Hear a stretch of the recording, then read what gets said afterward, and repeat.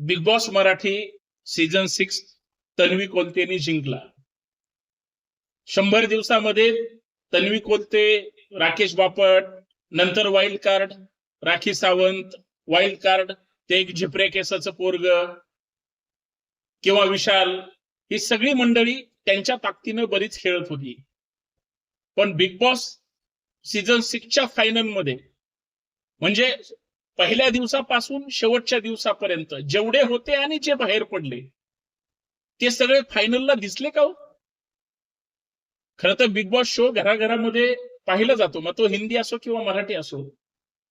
पण ती कोल्हापूरची विशालची सख्खी जवळची मैत्रीण ऋषिलिका कोण, काय भाषा होती तिची, म्हणजे ती गाव खेड्यामध्ये किंवा झोपडपट्टीमध्ये जशी अर्वाच्य भाषेमध्ये शिवीगाळ करतात त्या कॅटेगरीची, तशी ती मुलगी ज्या पद्धतीनं बोलायची किंवा दीपाली सारख्या किंवा राकेश सारख्या बऱ्याच लोकांच्या अंगावर चिडून जायची किंवा ओरडायची, फायनलला दिसली नाही.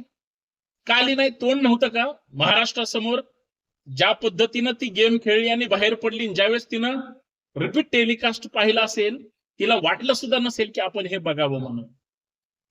4 लोक नव्हते आणि त्यांच्यावर मित्रांनो आपल्याला या व्हिडिओच्या माध्यमातून चर्चा करायची की बिग बॉस मराठी सीझन 6 मधले हे 4 चेहरे फायनलला अंतिम सोहळ्याला का दिसले नाहीत?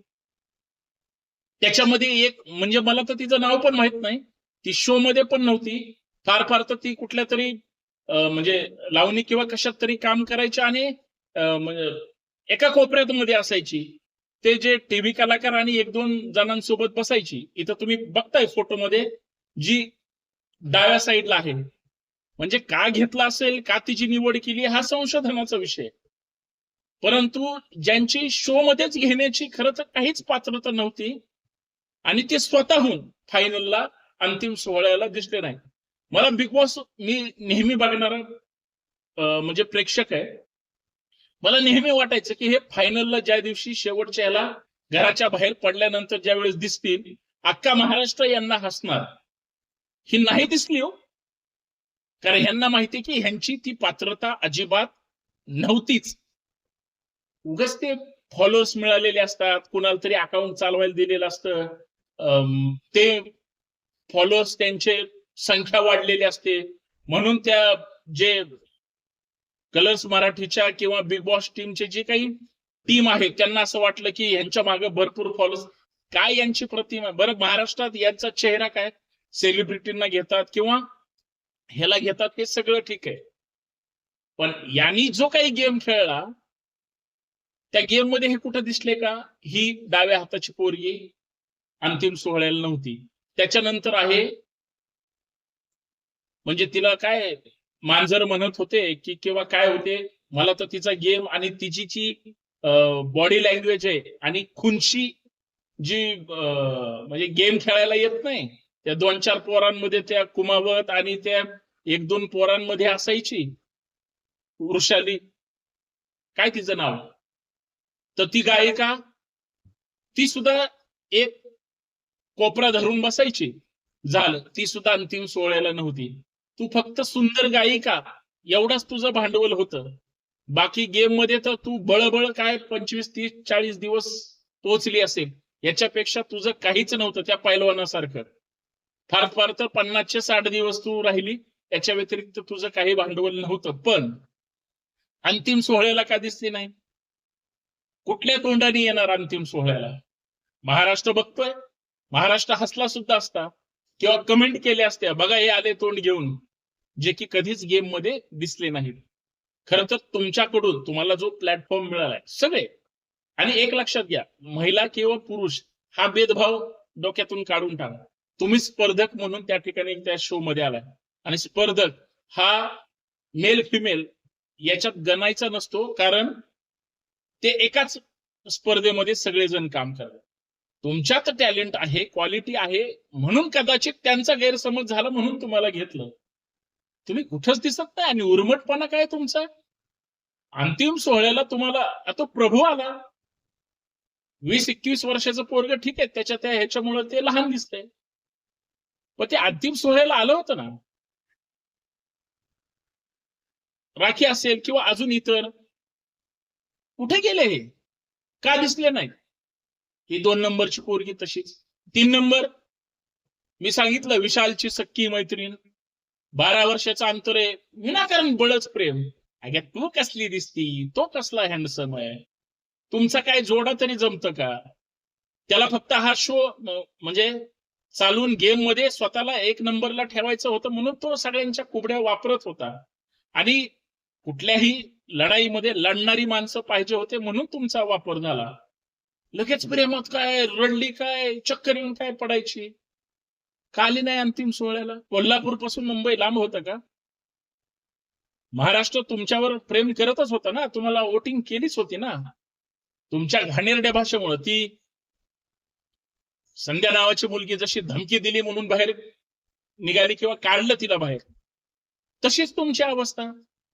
आरवाचे कसल्या तरी ते घाणेरड्या शिवाय. अरे तो विशाल कोटियान काही असू द्या, त्याच्या गेम, त्याच्या जी काही स्पर्धा चालायची, दुश्मनी चालायची, परंतु तो गेमला गेम सारखे खेळायचं. काय तुमचं म्हणजे इतकं वाईट तोंड असू शकतं, शब्द असू शकतात. आले का अंतिम सोहळ्याला? काय त्या रितेश देशमुखांसमोर तुम्ही पुढे उभं राहणार? ही तुमची अवस्था आणि हा तुमचा शुद्ध फसलेला गेम. नाही तोंड दाखवू शकले. आणि शेवटी तो झिंजाळ्या केसाचा आलेला हा उजव्या साईडचा.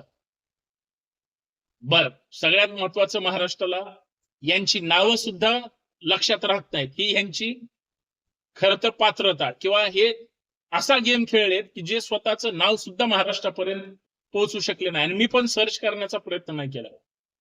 ही व्हिडिओ ज्यावेळेस बिग बॉसची कुणी पाहतील त्यावेळेस त्यांच्या लक्षात येईल की तुम्ही प्रभू मान्य आहे ना, प्रभू शेळके हा साधा होता, पण त्यांनी त्याचं नाव पोहोचवलं ना महाराष्ट्रामध्ये. यांचं काय? बरं, यांना जोशी, कुलकर्णी, बापट, साने, नेने असलेच लागतात. तुमच्या आमच्यासारखे शिंदे, जाधव असे नाहीत त्यांना पटत. रितेश देशमुख सोडला किंवा ठीक आहे, मला काय त्याच्याबद्दल खोलात जायचं नाही, हा सुद्धा फायनलला आला नाही. अरे तू वाईल्ड कार्ड 15 दिवस तिथं राहिला, बायको आली तर दचकायला आला, जसं काय हा म्हणजे कधी भेटलेलाच नाही. एक तर तिथं कुणाला सांगितलंच नाही लग्न झालं म्हणून. म्हणजे हे विचारांनी सुद्धा खोटारडे, कॅरेक्टरनी सुद्धा तसेच आहेत, आणि यांच्या भूमिका सुद्धा तशाच आहेत. ही जर अवस्था असेल, ठीक आहे, तुमच्याकडे दिसण्याचं किंवा अजून कशाचं क्वालिटी असेल, पण तुम्ही उपस्थिती न दाखवून जी काही भंगारपणा दाखवलेला आहे तो महाराष्ट्र विसरलेला नाही.